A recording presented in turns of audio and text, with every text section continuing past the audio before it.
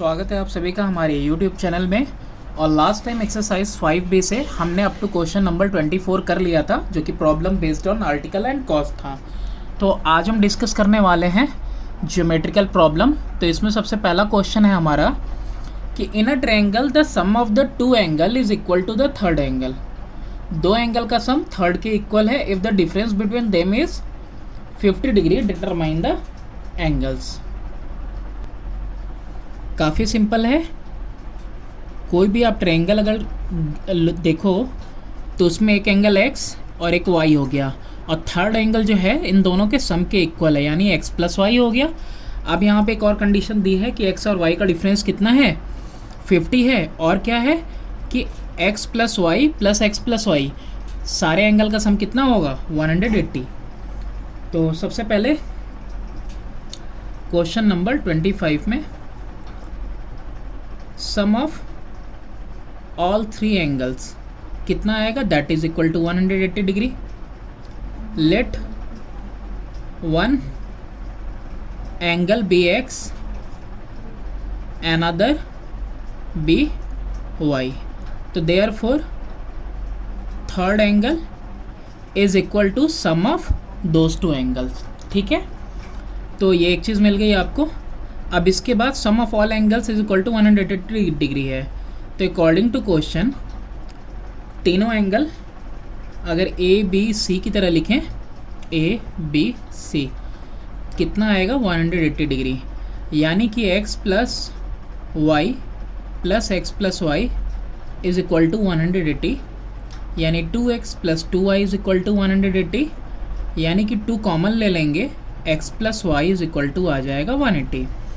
तो यहाँ से x प्लस वाई कितना आ गया, 180/2, that is equal to 90 degree. ये हो गया आपका पहला इक्वेशन।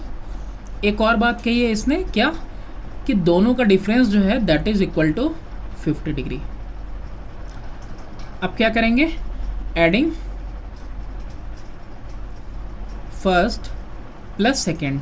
तो फर्स्ट और सेकेंड को ऐड करेंगे तो x minus Y is equal to 50 और x plus Y is equal to 90 cancel हो गया। 2x इज इक्वल टू 140 आया, तो x की वैल्यू कितनी आ गई, 70 डिग्री।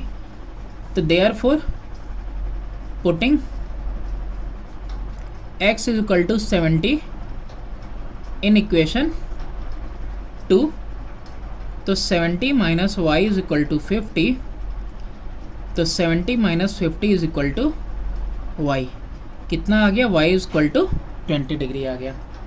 ठीक है, इसमें क्या फाइंड करना था, डिटरमाइन द एंगल्स। तो x और y आ गया। तो देयरफॉर थर्ड एंगल अभी बाकी है ना, third angle is equal to sum of those two angles, it means 70 plus 20 that is equal to 90 degree. Next question देखते हैं। क्वेश्चन नंबर 26 है, in a parallelogram one angle is 2/5 of the adjacent angles, determine the angles of this parallelogram। मालूम ही होगा कि parallelogram में जो adjacent angle होते हैं वो उनका सम 180 डिग्री होता है।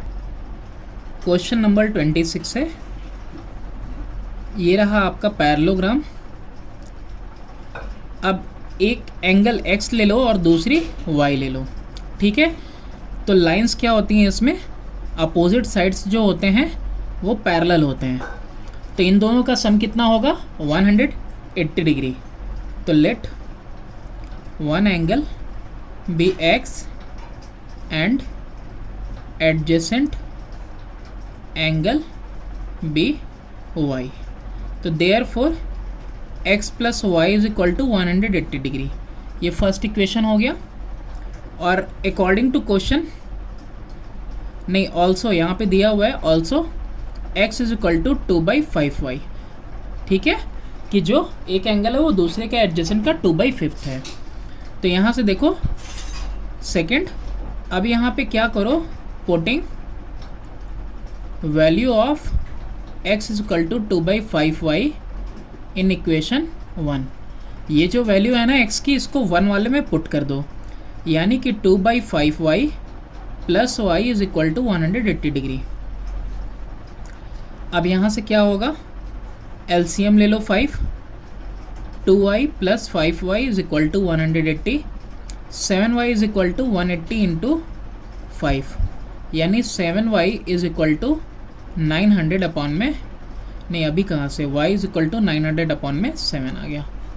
अब x की वैल्यू पता करनी है, तो x is equal to 2/5y, तो since x is equal to 2/5y, तो therefore x is equal to 2/5 into 900 upon में 7। 5 से 180 टाइम्स में 18 टू जा 36, कितना आ गया 360/7।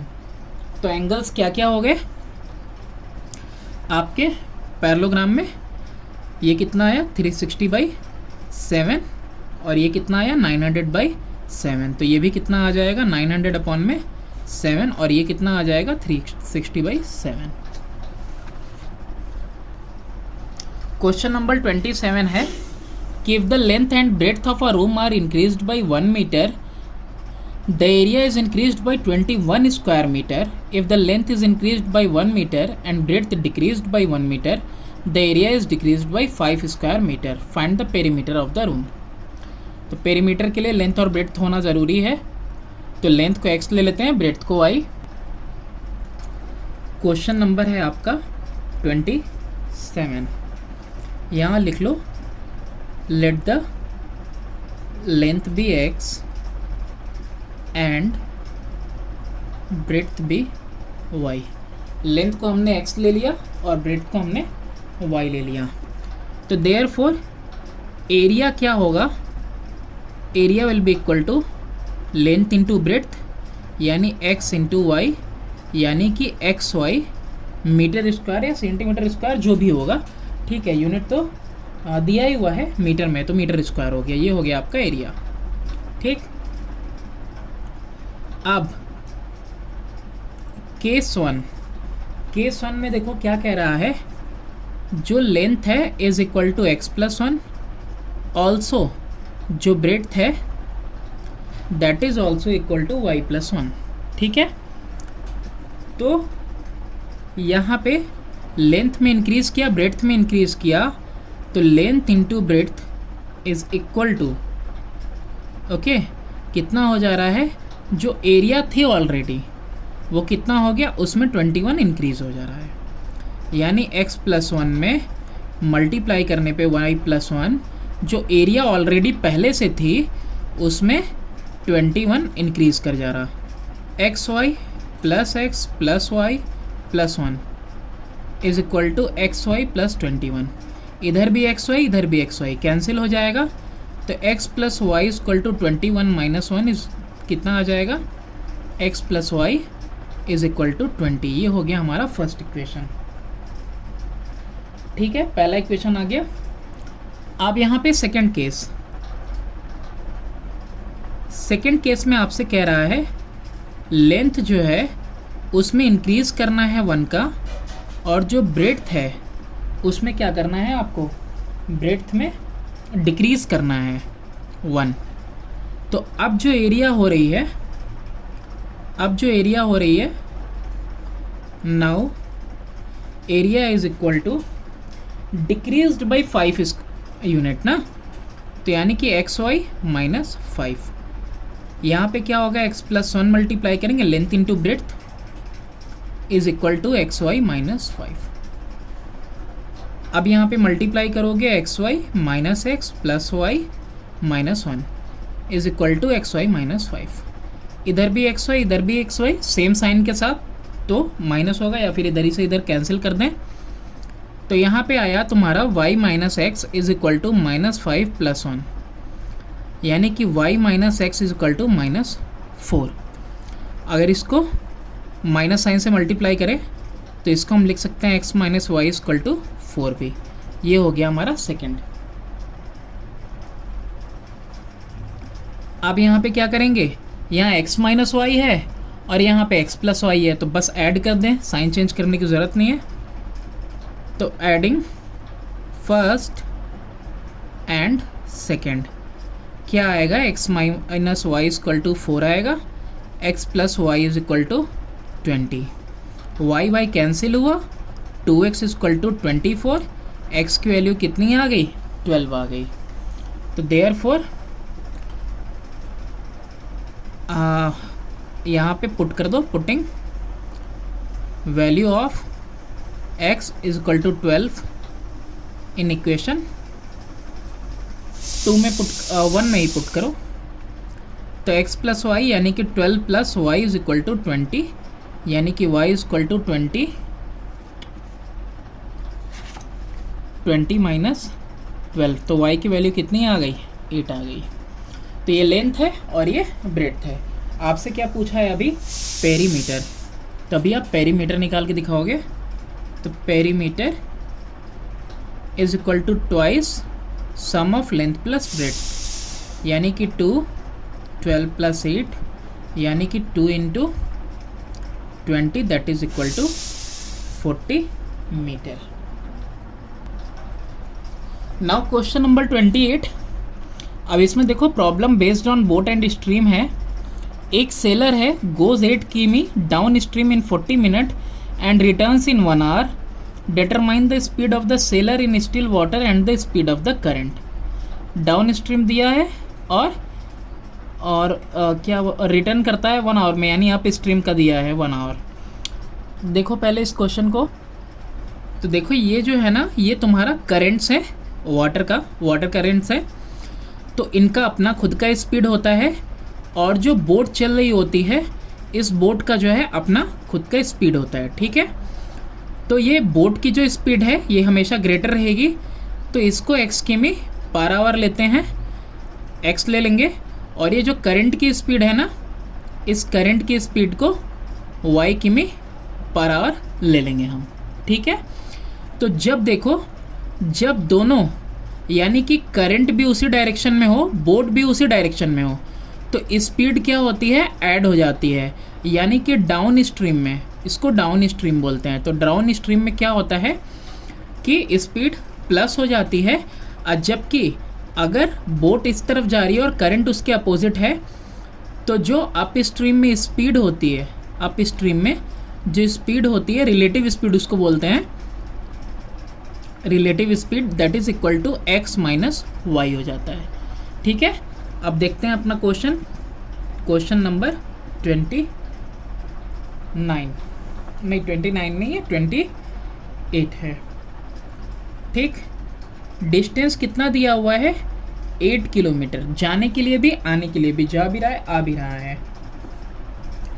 टाइम दिया हुआ है किसके लिए, डाउन स्ट्रीम के लिए, ठीक। तो डाउन स्ट्रीम के लिए टाइम दिया है 40 मिनट, तो इसको आवर में चेंज कर लो, 40/60, 0 से 0, 2 2 जा 2 3 जा, यानी कि 2/3 आवर हो जाएगा, ठीक है। अब इसके बाद अप स्ट्रीम के लिए जो टाइम है that is equal to 1 hour.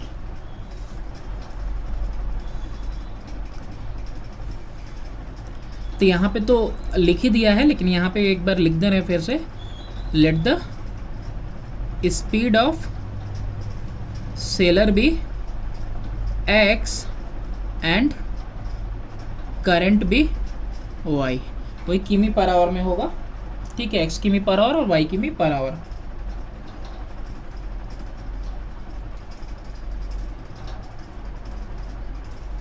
तो यहाँ पे अकॉर्डिंग टू कंडीशन जाने में अप स्ट्रीम की अगर बात करें तो time is always equal to distance upon speed, ठीक है। तो टाइम कितना है अप स्ट्रीम का, 1 घंटा लगा, और डिस्टेंस कितना था 8 किलोमीटर, और रिलेटिव स्पीड बताया ही अप स्ट्रीम में माइनस होता है। ये हो गया x minus Y is equal to 8, ये हो गया हमारा पहला इक्वेशन।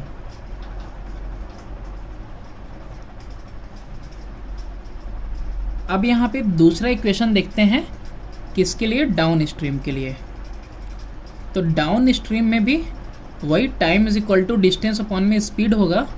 तो टाइम कितना दिया हुआ है, 2/3 hour is equal to 8 kilometre upon में x प्लस वाई, ये रहा रिलेटिव स्पीड।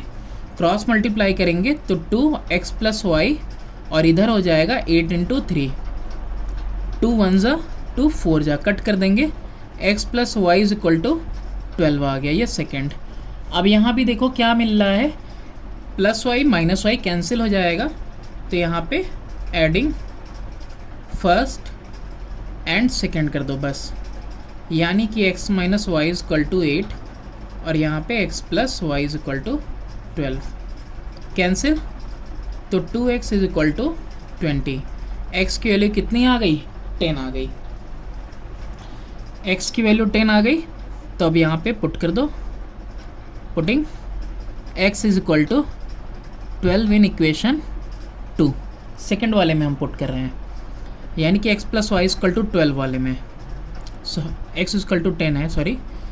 तो x plus Y is equal to 12 है, x की जगह पे 10 पुट किया, y इज इक्वल टू 12, तो y की value 12 minus 10 that is equal to 2। तो सेलर की स्पीड कितनी हुई, 10 किमी पर आवर और करंट की 2 किमी पर आवर। क्वेश्चन नंबर 29 है, द बोट गोज 24 किमी अप स्ट्रीम and 28 किमी डाउन स्ट्रीम in 6 hours.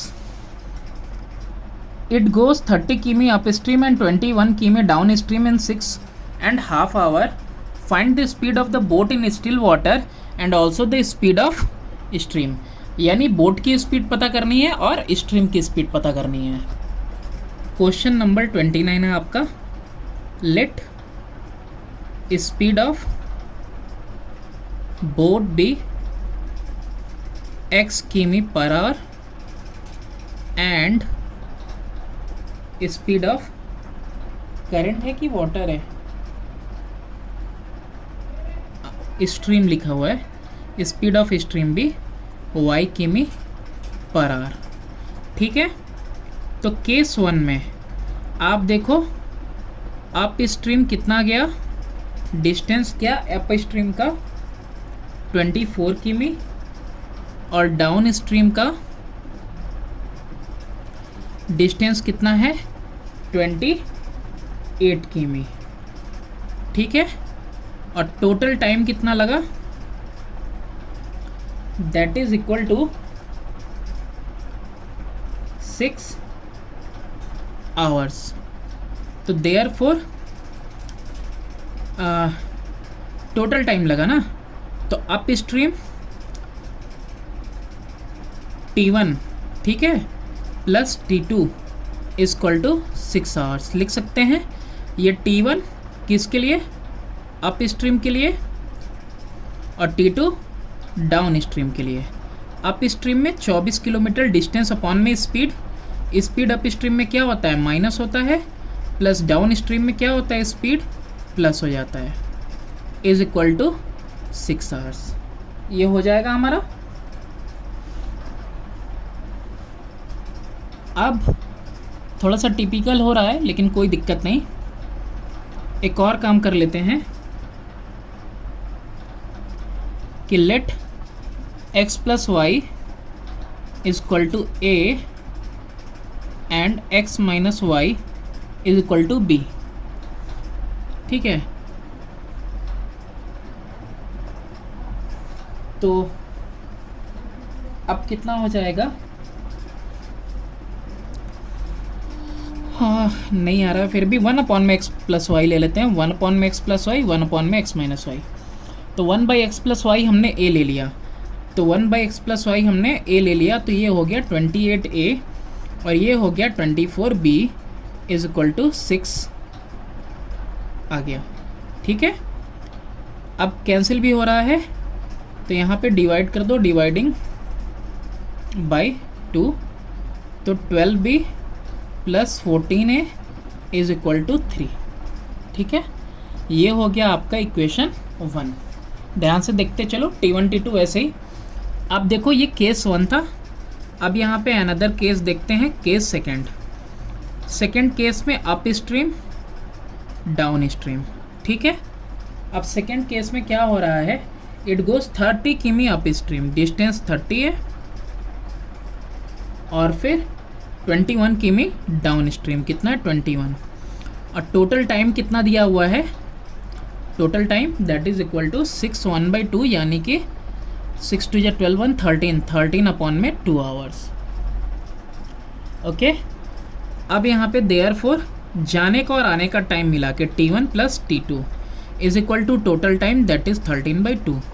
अब जाने के लिए अप स्ट्रीम में 30 अपॉन में x माइनस वाई, आने के लिए 21 अपॉन में x plus Y is equal to कितना हो जाएगा 13/2।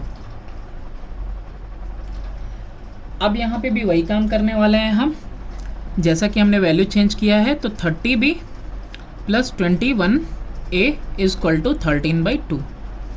2 से सब मल्टीप्लाई हो जाएगा इधर क्रॉस मल्टीप्लिकेशन में, तो 2 30b plus 21a is equal to 13, यानी कि 60b plus 42a is equal to 13।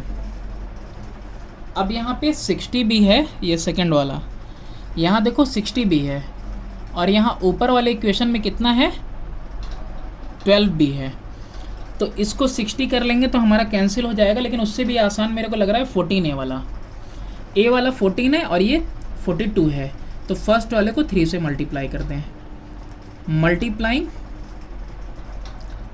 Equation 1/3, तो देयरफॉर 12 3 जा 36b 14 3 जा 42a इक्वल टू 3 3 जा 9। अब ये हो गया थर्ड, नया हो गया ना, तो अब यहाँ पे सब्ट्रैक्ट करते हैं, subtracting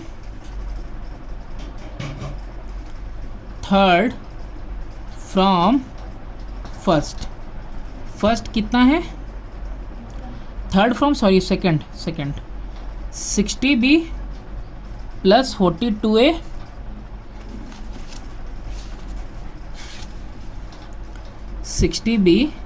plus 42a is equal to 13, 36b plus 42a is equal to 9। Sign change sign change sign change, ये कैंसिल हो गया। 24b इज इक्वल टू 13/9 कितना आ गया 4, यानी b की वैल्यू आ गई 4 अपॉन में 24, यानी कि इक्वल टू 1/6 आ गया।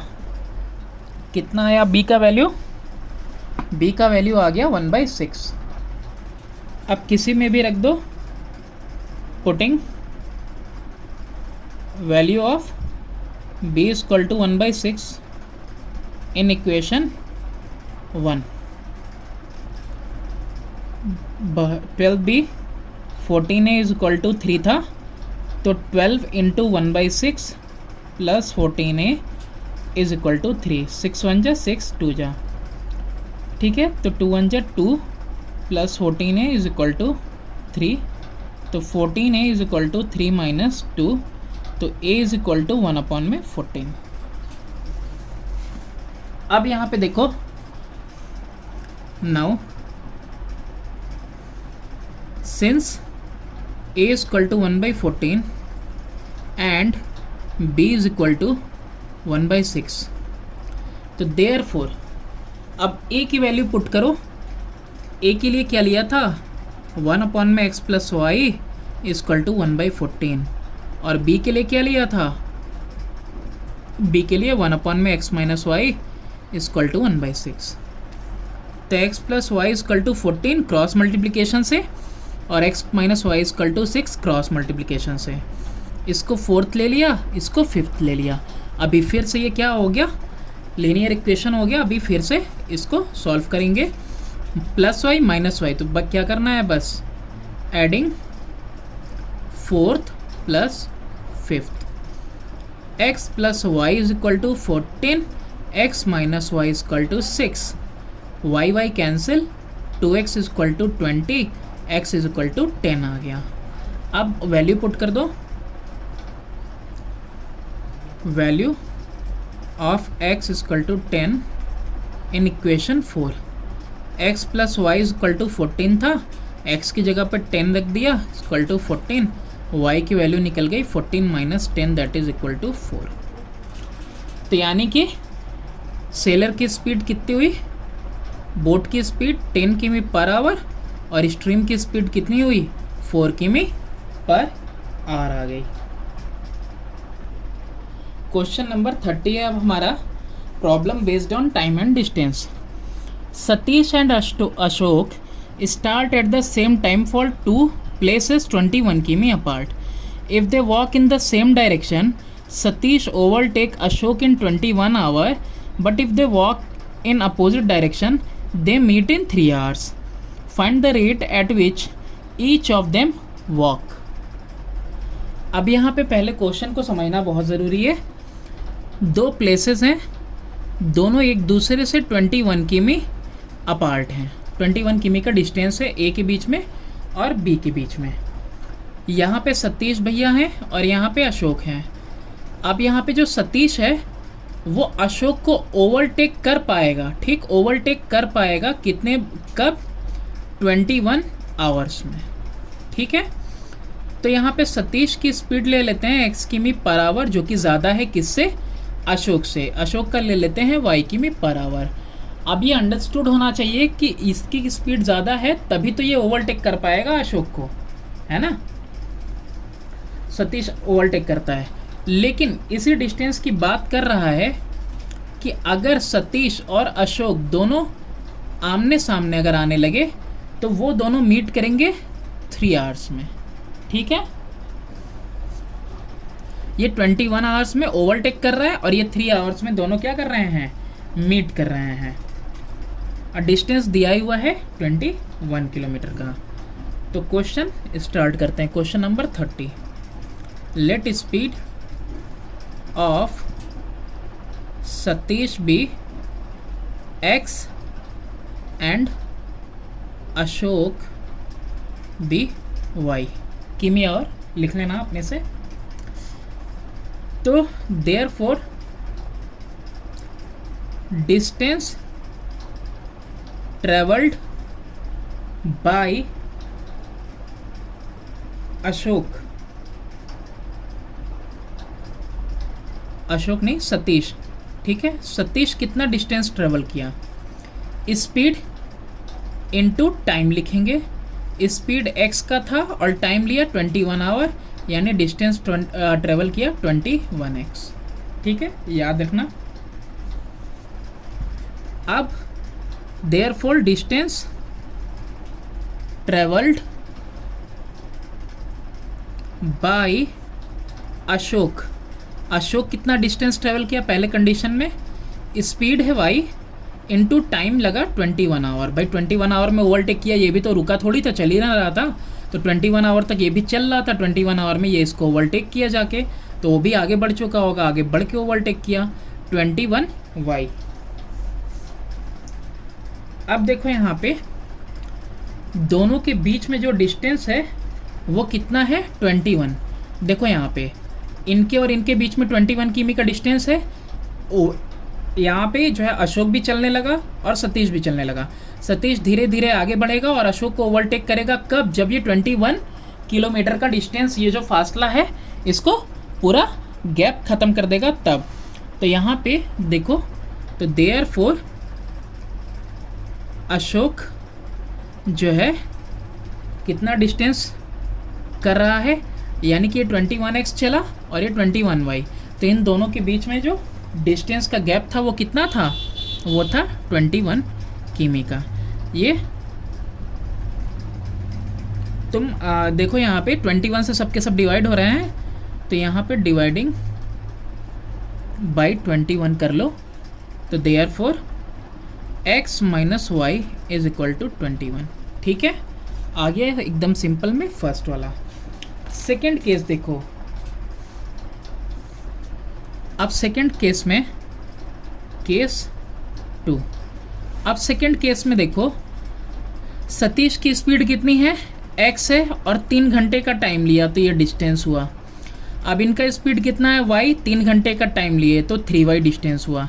और टोटल डिस्टेंस मिला के कितना होगा, ये दोनों कितना दूरी तय करेंगे 21 किलोमीटर, चाहे जहाँ कहीं भी मिले। ये भी कुछ चला, ये भी कुछ चला, टोटल डिस्टेंस दोनों मिलाकर कितने चले 21 किलोमीटर। तो सेकेंड केस में जल्दी से देखते हैं इसको। Distance travelled by Satish is equal to, distance is equal to speed into time. तो कि स्पीड कितना था, x इंटू टाइम 3 घंटे is equal to 3x। Also distance travelled by Ashok, ये भी स्पीड इंटू टाइम, तो यानी कि y into 3 is equal to 3y। तो according to condition 3x plus 3y is equal to 21 kilometre. Divide हो जाएगा ये सब 3 से, तो डिवाइडिंग बाई 3x अपॉन में 3x, 3y अपॉन में 3y इज इक्वल टू 21/3 7। ये सेकंड आ गया। अब ऊपर देखो डिफरेंस है, नीचे क्या है एडिशन, तो plus y minus y cut जाएगा। तो क्या करेंगे यहाँ पे, एडिंग फर्स्ट एंड सेकंड। तो x minus Y is equal to 21, x plus Y is equal to 7, y cancel, 2x is equal to 28, x is equal to कितना आ गया 14, 2 1 जा 2 14 जा, x की वैल्यू कितनी आ गई 14। तो पुट करो, putting x is equal to 14 in equation 1। तो x minus Y is equal to 21, तो 14 minus Y is equal to 21, यानी कि तुम्हारा ये कितना आ जाएगा, ये 21 कहाँ से रह गया, यहाँ पे 1 होना चाहिए था। यहाँ पे देखो 21 से डिवाइड किया था ना, तो 21 से डिवाइड करके यहाँ 1 आना चाहिए था, यही मिस्टेक हो गया यहाँ पे। ठीक है, तो यहाँ पे 1 होगा, तो 7 1 कितना आ जाएगा, इसको फिर से देख लो यार, गलत हो गया यहाँ पे थोड़ा सा, कोई नहीं होता है। x minus Y is equal to 1 और x plus Y is equal to 7 cancel हो गया, 2x इज इक्वल टू 8 आया, x की वैल्यू कितनी आ गई 4। अब आपको पता है x minus Y is equal to 1, x की value 4 minus Y is equal to 1, तो y is equal to 4 minus 1 that is equal to 3। यानी कि ये स्पीड किसकी है, सतीश की 4 किमी पर आवर, और ये किसकी है, अशोक की 3 किमी पर आवर। ठीक है, छोटा सा मिस्टेक हो गया जिसकी वजह से बाकी सब सही है। क्वेश्चन नंबर 31 है कि a boy walks to a picnic spot from his house in 6 hours. Picnic spot पे जाता है अपने घर से 6 घंटे में, but he can travel the same distance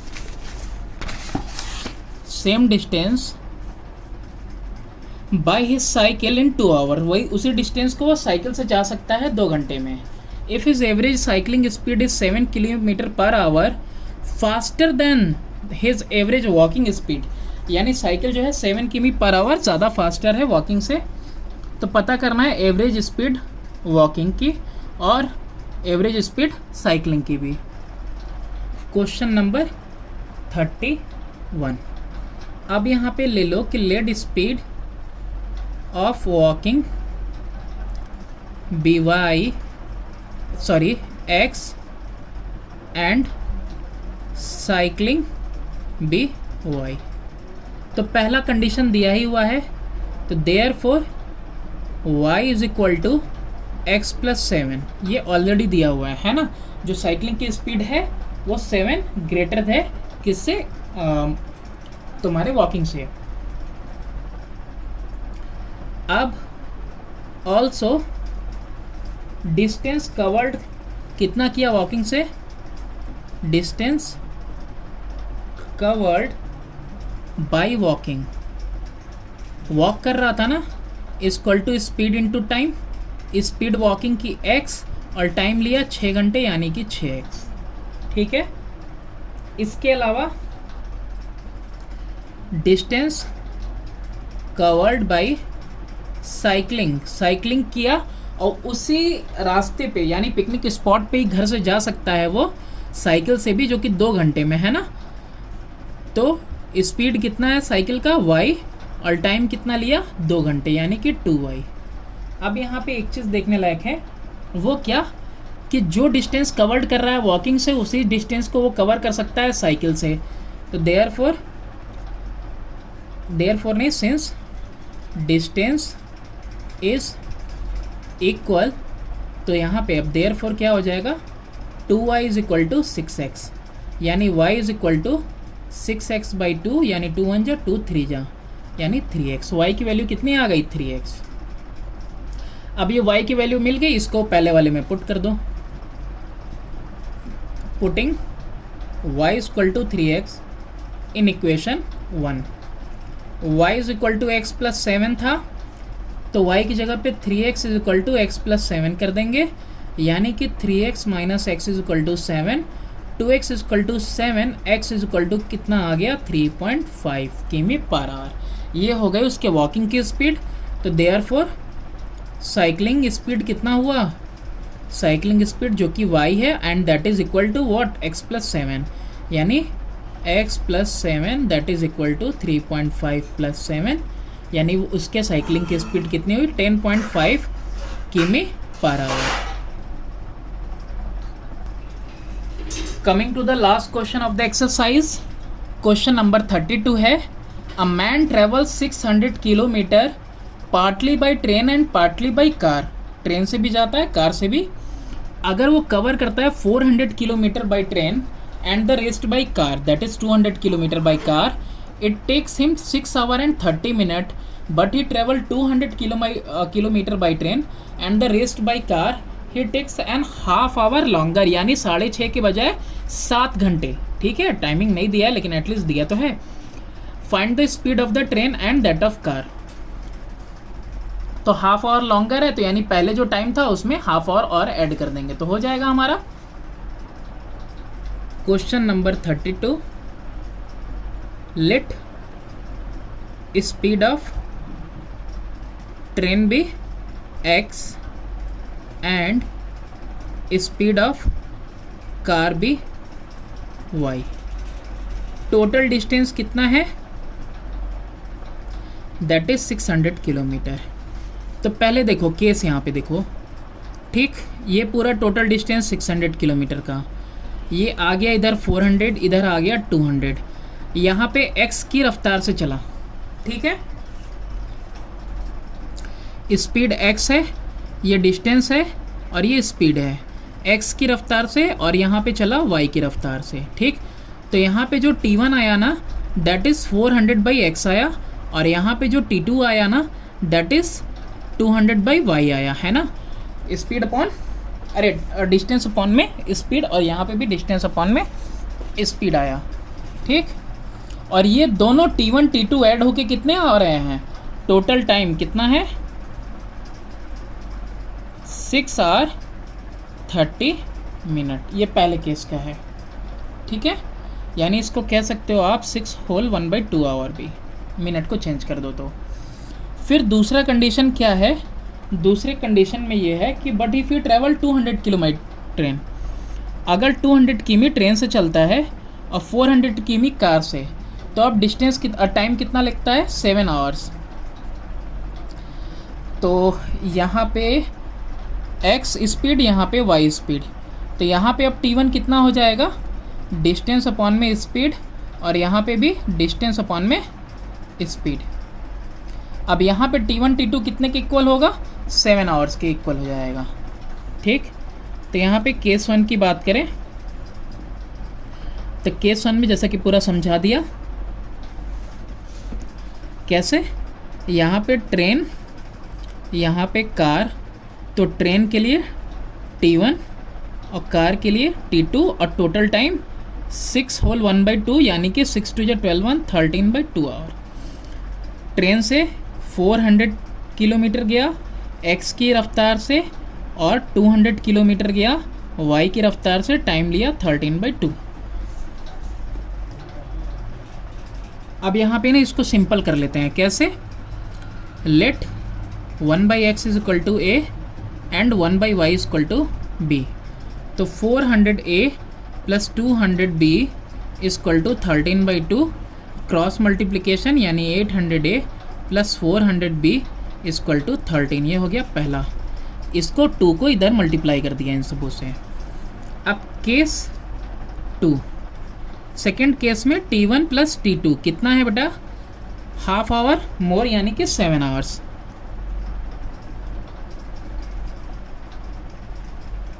ठीक है, तो T1 की वैल्यू कितनी हो गई 200 अपॉन में x प्लस 400 अपॉन में y इक्वल टू 7 और 1/a तो 200a plus 400b is equal to 7 हो गया।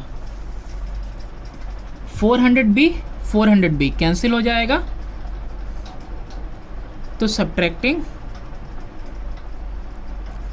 सेकेंड फ्रॉम फर्स्ट, तो फर्स्ट पहले लिख लो 800a plus 400b equal to 13, 200a plus 400b is equal to 7, minus minus minus cancel हो गया, 600a इज इक्वल टू 13 और 7 कितना हो जाएगा 20, a की वैल्यू 20/600, ठीक है। कितना आ गया a का वैल्यू 20/600, 0 से 0 2 1 जा 2 30 जा, a is equal to 1/30, a क्या लिया था 1/x इज इक्वल टू 1/30, यानी x की वैल्यू कितनी आ गई दैट इज इक्वल टू 30 किमी पर आवर, यानी कि ट्रेन की स्पीड कितनी आ गई हमारी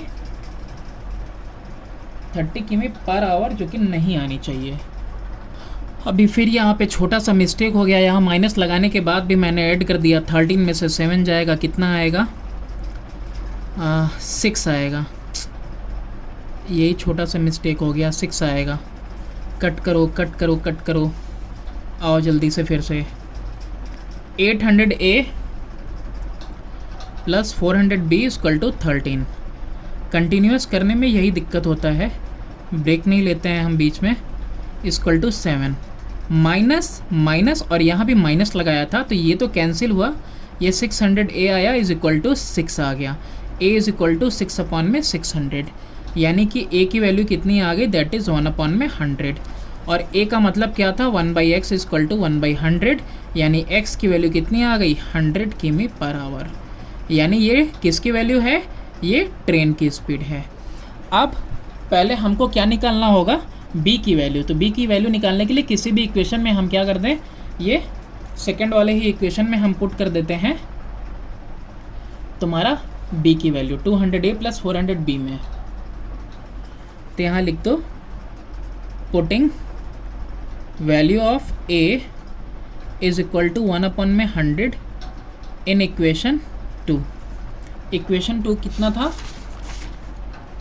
200a plus 400b, 200a plus 400b is equal to 7 था, तो 200 into 1/100 plus 400b equal to 7, 100 से 100 कैंसिल हो गया, तो 400b इज इक्वल टू ये जो 2 है ना उधर जाएगा, 7 माइनस 2 कितना आ जाएगा 5, तो b इज इक्वल टू 5 और ये 400 नीचे, तो 1 अपॉन में कितना आ गया 80, b क्या था 1 अपॉन में y को ही हमने b लिया था दैट इज इक्वल टू 1/80, तो y की वैल्यू कितनी आ गई 80, और y किसकी स्पीड थी कार की, तो कार की स्पीड कितनी आ गई 80 किमी पर आवर, और ट्रेन के पीछे आप देख चुके हो दैट इज इक्वल टू 100 किमी पर आवर।